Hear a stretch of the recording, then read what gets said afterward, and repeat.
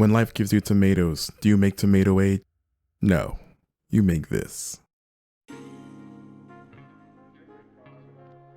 Welcome to But Basic, a series where I aim to show you the necessities for culinary excellence and creativity. Today we're starting off with a very simple tomato sauce, so let's get straight into it.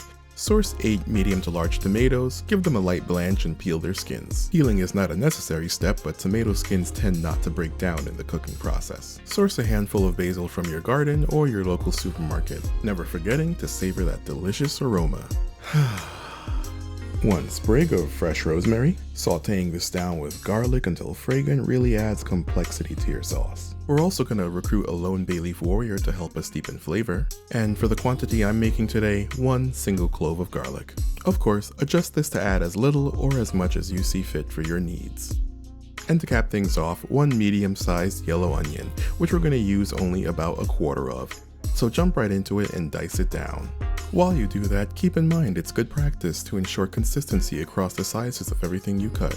Once your onion is roughly diced, give it a once over, make sure everything is extra fine so it melts away in that sauce and caramelizes really well. Now like before, it's not required, but it does give everything a restaurant quality finish. But at the end of the day, dice to whatever consistency you see fit. It's your sauce after all, and no one can take that from you. Next on our list is to give the rosemary a rough chop and set aside. Beat the cheeks off some garlic, peel it, and dice it down to add to our sauce. If slicing garlic isn't your style, you can always use a food processor, but I've put time and effort into my knife skills, so I might as well use them and show them off for you. Like the onion, give the garlic a once over too. Scoop that away and set it aside while we work on our other ingredients. Now with that basil we introduced earlier, we're just going to roughly pluck the leaves. Separate them into large and small. The small ones we're going to layer together, roll up, and give them a light, thin chiffonade. For anybody confused, a chiffonade is exactly what you see on screen, very thin slicing of usually leafy vegetables or herbs. I do have plans for a knife skills video, so stick around for that when it comes. Now for the larger leaves of basil, we don't want to do anything special to them, just give them a rough tear. They'll be added to the sauce near the end of the simmer to give it a more rustic feel and to maintain their bright color and fresh aroma. Now I've got some weeks old basil here that I probably should have used earlier that's starting to sprout. Grab that flower, give it a... Come back to your senses and realize that the joys of cooking are being able to utilize old things in creative new ways. Now you don't need week old basil, just use some of the fresh basil you sourced earlier. Make a bouquet garni with some rosemary and that lone bay leaf warrior. We're going to use this to infuse herbal flavors into our sauce while it simmers. Set that aside and we should have everything we need to start cooking. Once all that prep's done, realize your pot's too small the same way you realize you're not subscribed to my channel. So let's make some better life decisions. If you're here to learn how to cook, that's 1 step already. Subscribe and turn on notifications to make sure you don't miss out. The same way I made a better life decision and got a larger pot, into which we're going to dump a very healthy amount of olive oil to start sauteing our ingredients. Toss down your Bluetooth cooktop and saute everything on medium to low heat, constantly moving. We're going to saute for a while so these flavors can break down and get to know each other. Once they become best friends, they'll start to foam and you'll see things browning. That's a sign that it's time to add our tomatoes. Into the pot go these tomatoes to start that long-awaited journey to Flavor Town.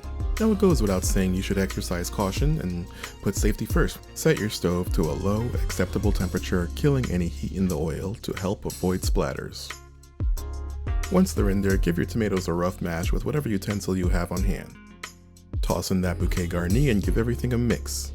Once it's settled down in there, grab yourself a potato masher and just give everything a once over. At this point, check for seasoning, set your stove to low and leave your sauce alone.